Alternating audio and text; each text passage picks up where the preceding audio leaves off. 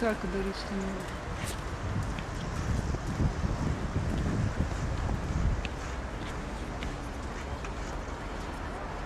От у громадстві існує така проблема алкоголізація. Ой, это страшная проблема. Скажіть, от на вашу думку, чому люди п'ють і що треба зробити, щоб не пили? Почему не пьют? Я не знаю, потому что такая, может, у нас такая жизнь такая, может, что невостребованные люди, да, и вообще. Я даже не знаю, потому что не знаю. А що треба зробити, щоб не пили? От коли б ви приймали рішення, наприклад, на якимсь рівні, що ви зробили? Я не знаю. Устроим всех на работу, заставим работать с милицией или еще как-то. Ну, чтобы тут они не бегали, не болтались, как говорится. Потому что людям нравится. Это единственное объяснение. Нравится процесс, нравится результат. Впоследствии не нравится, но это потом. А що треба зробити, от від вас залежало прийняття рішення? Що треба зробити, щоб не пили? Або щоб менше пили? А это невозможно сделать, я думаю, так. Потому что это все зависит лично от каждого человека. А запреты не дадут никакого результата. Каб не пілі, Ну, спочатку чому? Чому трэба люди? перш за ўсё, каб у гэтым былі зацікаўлены родзічы, бацька і маці.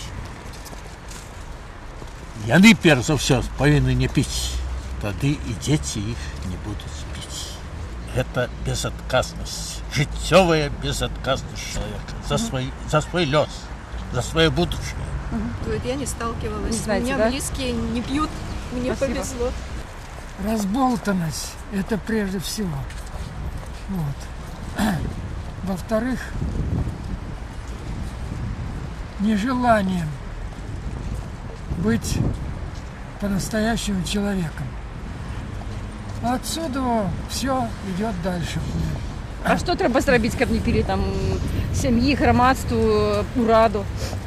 Ну, я думаю, что чтобы каждый работал, хорошо зарабатывал, вот, отсюда и повышать его культурный уровень через телевидение, через печать нашу, вот, с тем, чтобы он немножко подстегивал сам себя, чтобы в конце концов понял, что жить-то лучше не пьющим, чем быть алкоголиком. Пьют обычно люди добрые, хорошие, мягкие, с очень слабой волей и неустойчивой психикой. Это я сама прострадала жизнь, понимаю эту вещь. И поэтому в таких ситуациях, каких-то перемен в социальной сфере, в обществе, в семье, в обществе, они очень неустойчивы.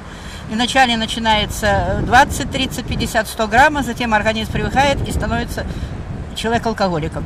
Это человек больной, с ним горе, большое горе, его надо лечить, и надо в корне изменять всю социальную структуру общества. Тогда этой беды будет меньше.